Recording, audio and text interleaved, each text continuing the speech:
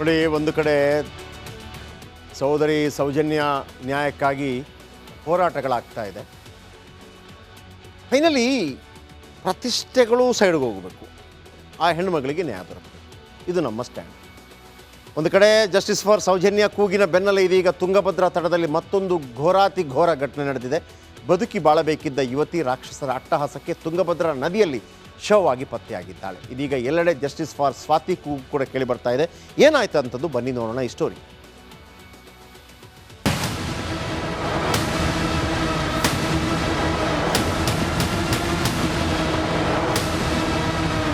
March 6 ಇಡೀ ಹಾವೇರಿ ಒಂದು ಕ್ಷಣ ಬೆಚ್ಚಿ ಬಿದ್ದಿತ್ತು. ಶಾಂತವಾಗಿ ಹರಿಯುತ್ತಿದ್ದ ತುಂಗಭದ್ರದ ದಡದಲ್ಲಿ ರಕ್ಕಸರು ಅಟ್ಟಹಾಸ ಮೆರೆದಿದ್ದರು. ರಕ್ತಸಿಕ್ತ ಮೃತದೇಹ ನದಿ ದಡದಲ್ಲಿ ಪತ್ತೆಯಾಗಿತ್ತು.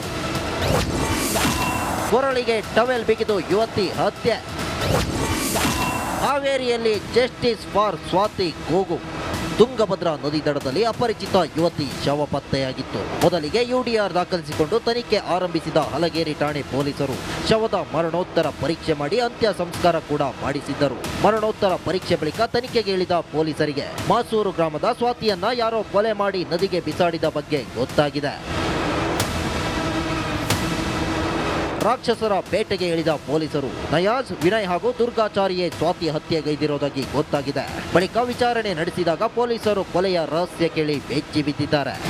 ಬಾಡಿಗೆ ಕಾರಿನಲ್ಲೇ ನಗರದ ಹೊರವಲಯದಲ್ಲಿ ಮರ್ಡರ್ ಮಾಡಿದ್ದಾರೆ. ಬಳಿಕ ಕಾರಿನಲ್ಲಿ ಶವ ತಂದು ತುಂಗಭದ್ರಾ ನದಿಗೆ ಶವ ಬಿಸಾಡಿದ್ದಾರೆ. ರಾಣೆಬೆನ್ನೂರು ತಾಲೂಕು ಪತ್ತೇಪುರ ಬಳಿ ಸ್ವಾತಿ ಶವ ಪತ್ತೆಯಾಗಿದೆ. ಪೊಲೀಸರು ತನಿಖೆಗೆ ಇಳಿದು ಆರೋಪಿ ನಯಜ್ಞನ ಬಂಧಿಸಿದ್ದಾರೆ. ವಿನಯ್ ಹಾಗೂ ದುರ್ಗಾಚಾರಿ ನಾಪತ್ತೆಯಾಗಿದ್ದಾರೆ. ಇದೀಗ ಹಾವೇರಿಯಲ್ಲಿ ಎಲ್ಲೆಡೆ ಜಸ್ಟಿಸ್ ಫಾರ್ ಸ್ವಾತಿ ಕೂಗು ಕೇಳಿ ಬರುತ್ತಿದೆ.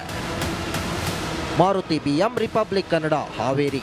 ಹೆಣ್ಣುಮಗಳನ್ನ ಯಾಕೆ ಕೊಲೆ ಮಾಡಲಾಗಿತ್ತು ಅಂತಂದರೆ ಭಾಳ ಆಶ್ಚರ್ಯಕರವಾದ ಕೆಲವು ಪಾಯಿಂಟ್ಸ್ಗಳು ಬರ್ತಾ ಇದೆ. ನೋಡಿ ಏನಾಯಿತು ಅಂತೇಳಿ, ಅಲ್ಲಿ ಹೋರಿ ಬೆದರಿಸೋ ಒಂದು ಸ್ಪರ್ಧೆ ಆಗುತ್ತಲ್ಲ, ಅಲ್ಲಿ ನಯಾಜ್ನ ಪರಿಚಯ ಆಗುತ್ತೆ. ನಯಾಜ್ ಪರಿಚಯ ಆಗುತ್ತೆ. ಇಬ್ಬರ ಪರಿಚಯ ಪ್ರೀತಿಗೆ ತಿರುಗಿತ್ತು ಅಂತ ಹೇಳ್ತಾರೆ. ಆಮೇಲೆ ಸ್ವಾತಿನ ಬಿಟ್ಟು ತಮ್ಮ ಧರ್ಮದ ಯುವತಿ ಜೊತೆ ಮದುವೆಗೆ ಪ್ಲ್ಯಾನ್ ಆಗುತ್ತಂತೆ ಈತನದ್ದು. ರೊಚ್ಚಿಗೆದ್ದಿದ್ದ ಸ್ವಾತಿ ಮೋಸ ಮಾಡಬೇಡ ಅಂತ ಗಲಾಟೆ ಮಾಡಿದ್ಲಂತೆ. ನಯಾಜ್ ಹಾಗೂ ಸ್ವಾತಿ ನಡುವೆ ಭಿನ್ನಾಭಿಪ್ರಾಯ ಶುರುವಾಯ್ತಂತೆ. ಇಬ್ಬರು ಸ್ನೇಹಿತರಿಗೆ ನಯಾಜ್ ಎಲ್ಲ ವಿಷಯ ತಿಳಿಸಿದ್ದಾನಂತೆ.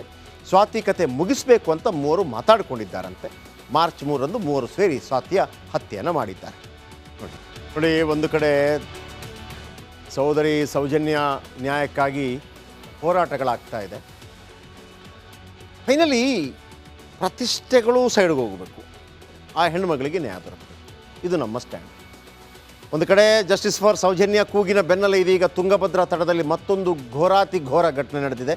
ಬದುಕಿ ಬಾಳಬೇಕಿದ್ದ ಯುವತಿ ರಾಕ್ಷಸರ ಅಟ್ಟಹಾಸಕ್ಕೆ ತುಂಗಭದ್ರಾ ನದಿಯಲ್ಲಿ ಶವವಾಗಿ ಪತ್ತೆಯಾಗಿದ್ದಾಳೆ. ಇದೀಗ ಎಲ್ಲೆಡೆ ಜಸ್ಟಿಸ್ ಫಾರ್ ಸ್ವಾತಿ ಕೂಗು ಕೂಡ ಕೇಳಿ ಬರ್ತಾ ಇದೆ. ಏನಾಯ್ತು ಅಂತದ್ದು ಬನ್ನಿ ನೋಡೋಣ ಈ ಸ್ಟೋರಿ.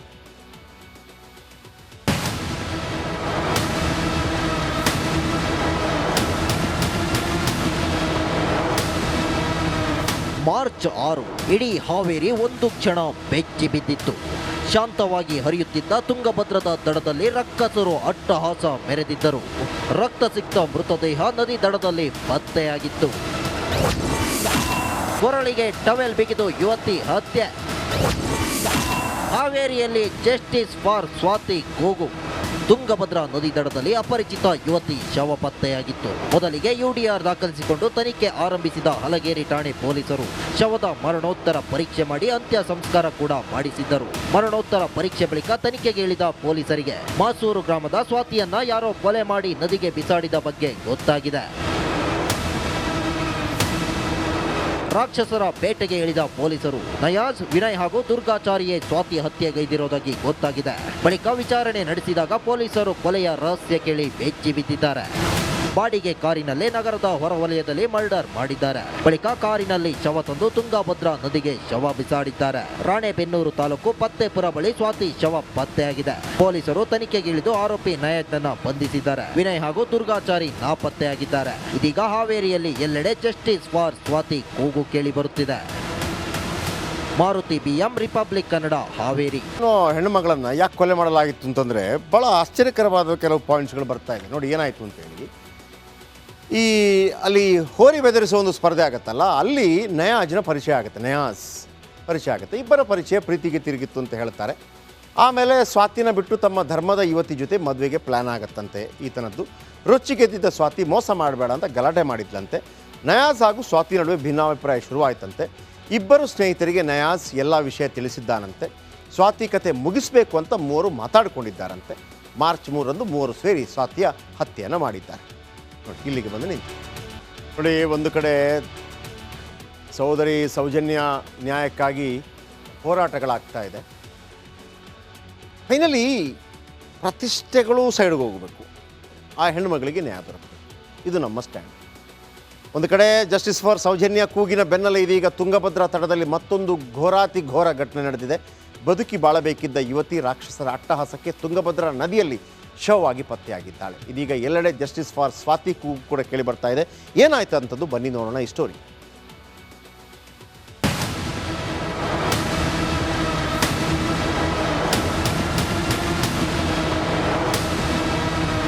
ಮಾರ್ಚ್ 6 ಇಡೀ ಹಾವೇರಿ ಒಂದು ಕ್ಷಣ ಬೆಚ್ಚಿ ಬಿದ್ದಿತ್ತು.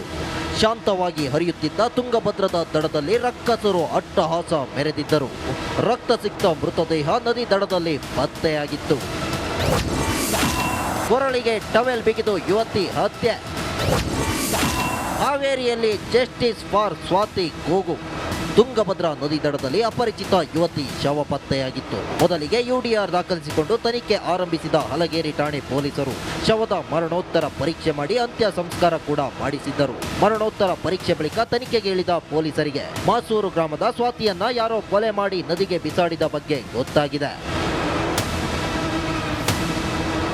ರಾಕ್ಷಸರ ಬೇಟೆಗೆ ಇಳಿದ ಪೊಲೀಸರು ನಯಾಜ್, ವಿನಯ್ ಹಾಗೂ ದುರ್ಗಾಚಾರಿಯೇ ಸ್ವಾತಿ ಹತ್ಯೆಗೈದಿರೋದಾಗಿ ಗೊತ್ತಾಗಿದೆ. ಬಳಿಕ ವಿಚಾರಣೆ ನಡೆಸಿದಾಗ ಪೊಲೀಸರು ಕೊಲೆಯ ರಹಸ್ಯ ಕೇಳಿ ಬೆಚ್ಚಿ ಬಿದ್ದಿದ್ದಾರೆ.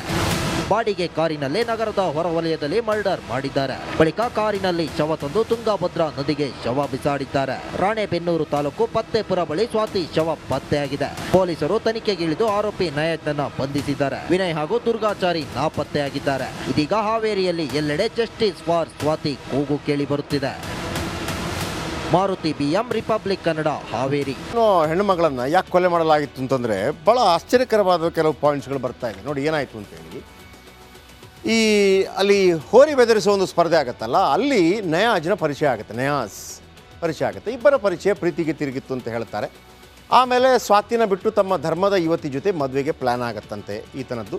ರೊಚ್ಚಿಗೆದ್ದಿದ್ದ ಸ್ವಾತಿ ಮೋಸ ಮಾಡಬೇಡ ಅಂತ ಗಲಾಟೆ ಮಾಡಿದ್ಲಂತೆ. ನಯಾಜ್ ಹಾಗೂ ಸ್ವಾತಿ ನಡುವೆ ಭಿನ್ನಾಭಿಪ್ರಾಯ ಶುರುವಾಯಿತಂತೆ. ಇಬ್ಬರು ಸ್ನೇಹಿತರಿಗೆ ನಯಾಜ್ ಎಲ್ಲ ವಿಷಯ ತಿಳಿಸಿದ್ದಾನಂತೆ. ಸ್ವಾತಿ ಕತೆ ಮುಗಿಸಬೇಕು ಅಂತ ಮೂವರು ಮಾತಾಡಿಕೊಂಡಿದ್ದಾರಂತೆ. ಮಾರ್ಚ್ 3ರಂದು ಮೂವರು ಸೇರಿ ಸ್ವಾತಿಯ ಹತ್ಯೆಯನ್ನು ಮಾಡಿದ್ದಾರೆ. ನೋಡಿ, ಇಲ್ಲಿಗೆ ಬಂದು ನಿಂತು ನೋಡಿ, ಒಂದು ಕಡೆ ಸಹೋದರಿ ಸೌಜನ್ಯ ನ್ಯಾಯಕ್ಕಾಗಿ ಹೋರಾಟಗಳಾಗ್ತಾ ಇದೆ. ಫೈನಲಿ ಪ್ರತಿಷ್ಠೆಗಳು ಸೈಡ್ಗೆ ಹೋಗಬೇಕು, ಆ ಹೆಣ್ಣುಮಗಳಿಗೆ ನ್ಯಾಯ ದೊರಕಬೇಕು. ಇದು ನಮ್ಮ ಸ್ಟ್ಯಾಂಡ್. ಒಂದು ಕಡೆ ಜಸ್ಟಿಸ್ ಫಾರ್ ಸೌಜನ್ಯ ಕೂಗಿನ ಬೆನ್ನಲ್ಲೇ ಇದೀಗ ತುಂಗಭದ್ರಾ ತಟದಲ್ಲಿ ಮತ್ತೊಂದು ಘೋರಾತಿ ಘೋರ ಘಟನೆ ನಡೆದಿದೆ. ಬದುಕಿ ಬಾಳಬೇಕಿದ್ದ ಯುವತಿ ರಾಕ್ಷಸರ ಅಟ್ಟಹಾಸಕ್ಕೆ ತುಂಗಭದ್ರಾ ನದಿಯಲ್ಲಿ ಶವವಾಗಿ ಪತ್ತೆಯಾಗಿದ್ದಾಳೆ. ಇದೀಗ ಎಲ್ಲೆಡೆ ಜಸ್ಟಿಸ್ ಫಾರ್ ಸ್ವಾತಿ ಕೂಗು ಕೂಡ ಕೇಳಿ ಬರ್ತಾ ಇದೆ. ಏನಾಯ್ತು ಅಂತದ್ದು ಬನ್ನಿ ನೋಡೋಣ ಈ ಸ್ಟೋರಿ.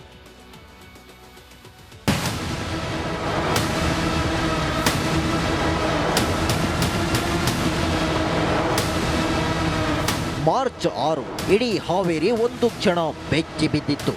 ಶಾಂತವಾಗಿ ಹರಿಯುತ್ತಿದ್ದ ತುಂಗಭದ್ರದ ದಡದಲ್ಲಿ ರಕ್ಕಸರು ಅಟ್ಟಹಾಸ ಮೆರೆದಿದ್ದರು. ರಕ್ತ ಸಿಕ್ತ ಮೃತದೇಹ ನದಿ ದಡದಲ್ಲಿ ಪತ್ತೆಯಾಗಿತ್ತು.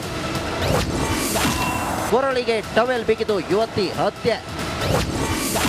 ಹಾವೇರಿಯಲ್ಲಿ ಜಸ್ಟಿಸ್ ಫಾರ್ ಸ್ವಾತಿ ಕೂಗು. ತುಂಗಭದ್ರಾ ನದಿ ದಡದಲ್ಲಿ ಅಪರಿಚಿತ ಯುವತಿ ಶವ ಪತ್ತೆಯಾಗಿತ್ತು. ಮೊದಲಿಗೆ ಯುಡಿಆರ್ ದಾಖಲಿಸಿಕೊಂಡು ತನಿಖೆ ಆರಂಭಿಸಿದ ಹಲಗೇರಿ ಠಾಣೆ ಪೊಲೀಸರು ಶವದ ಮರಣೋತ್ತರ ಪರೀಕ್ಷೆ ಮಾಡಿ ಅಂತ್ಯ ಸಂಸ್ಕಾರ ಕೂಡ ಮಾಡಿಸಿದ್ದರು. ಮರಣೋತ್ತರ ಪರೀಕ್ಷೆ ಬಳಿಕ ತನಿಖೆಗೆ ಇಳಿದ ಪೊಲೀಸರಿಗೆ ಮಾಸೂರು ಗ್ರಾಮದ ಸ್ವಾತಿಯನ್ನ ಯಾರೋ ಕೊಲೆ ಮಾಡಿ ನದಿಗೆ ಬಿಸಾಡಿದ ಬಗ್ಗೆ ಗೊತ್ತಾಗಿದೆ. ರಾಕ್ಷಸರ ಬೇಟೆಗೆ ಇಳಿದ ಪೊಲೀಸರು ನಯಾಜ್, ವಿನಯ್ ಹಾಗೂ ದುರ್ಗಾಚಾರಿಯೇ ಸ್ವಾತಿ ಹತ್ಯೆಗೈದಿರೋದಾಗಿ ಗೊತ್ತಾಗಿದೆ. ಬಳಿಕ ವಿಚಾರಣೆ ನಡೆಸಿದಾಗ ಪೊಲೀಸರು ಕೊಲೆಯ ರಹಸ್ಯ ಕೇಳಿ ಬೆಚ್ಚಿ ಬಿದ್ದಿದ್ದಾರೆ. ಬಾಡಿಗೆ ಕಾರಿನಲ್ಲೇ ನಗರದ ಹೊರವಲಯದಲ್ಲಿ ಮರ್ಡರ್ ಮಾಡಿದ್ದಾರೆ. ಬಳಿಕ ಕಾರಿನಲ್ಲಿ ಶವ ತಂದು ತುಂಗಭದ್ರಾ ನದಿಗೆ ಶವ ಬಿಸಾಡಿದ್ದಾರೆ. ರಾಣೆಬೆನ್ನೂರು ತಾಲೂಕು ಪತ್ತೇಪುರ ಬಳಿ ಸ್ವಾತಿ ಶವ ಪತ್ತೆಯಾಗಿದೆ. ಪೊಲೀಸರು ತನಿಖೆಗಿಳಿದು ಆರೋಪಿ ನಯಾಜ್ನನ್ನ ಬಂಧಿಸಿದ್ದಾರೆ. ವಿನಯ್ ಹಾಗೂ ದುರ್ಗಾಚಾರಿ ನಾಪತ್ತೆಯಾಗಿದ್ದಾರೆ. ಇದೀಗ ಹಾವೇರಿಯಲ್ಲಿ ಎಲ್ಲೆಡೆ ಜಸ್ಟಿಸ್ ಫಾರ್ ಸ್ವಾತಿ ಕೂಗು ಕೇಳಿ ಬರುತ್ತಿದೆ. Maruti BM Republic Kannada Haveri. ಇನ್ನು ಹೆಣ್ಣು ಮಗಳನ್ನು ಯಾಕೆ ಕೊಲೆ ಮಾಡಲಾಗಿತ್ತು ಅಂತಂದರೆ ಭಾಳ ಆಶ್ಚರ್ಯಕರವಾದ ಕೆಲವು ಪಾಯಿಂಟ್ಸ್ಗಳು ಬರ್ತಾ ಇದೆ. ನೋಡಿ ಏನಾಯಿತು ಅಂತೇಳಿ, ಈ ಅಲ್ಲಿ ಹೋರಿ ಬೆದರಿಸೋ ಒಂದು ಸ್ಪರ್ಧೆ ಆಗುತ್ತಲ್ಲ, ಅಲ್ಲಿ ನಯಾಜ್ನ ಪರಿಚಯ ಆಗುತ್ತೆ. ನಯಾಜ್ ಪರಿಚಯ ಆಗುತ್ತೆ. ಇಬ್ಬರ ಪರಿಚಯ ಪ್ರೀತಿಗೆ ತಿರುಗಿತ್ತು ಅಂತ ಹೇಳ್ತಾರೆ. ಆಮೇಲೆ ಸ್ವಾತಿನ ಬಿಟ್ಟು ತಮ್ಮ ಧರ್ಮದ ಯುವತಿ ಜೊತೆ ಮದುವೆಗೆ ಪ್ಲ್ಯಾನ್ ಆಗುತ್ತಂತೆ ಈತನದ್ದು. ರೊಚ್ಚಿಗೆದ್ದಿದ್ದ ಸ್ವಾತಿ ಮೋಸ ಮಾಡಬೇಡ ಅಂತ ಗಲಾಟೆ ಮಾಡಿದ್ಲಂತೆ. ನಯಾಜ್ ಹಾಗೂ ಸ್ವಾತಿ ನಡುವೆ ಭಿನ್ನಾಭಿಪ್ರಾಯ ಶುರುವಾಯ್ತಂತೆ. ಇಬ್ಬರು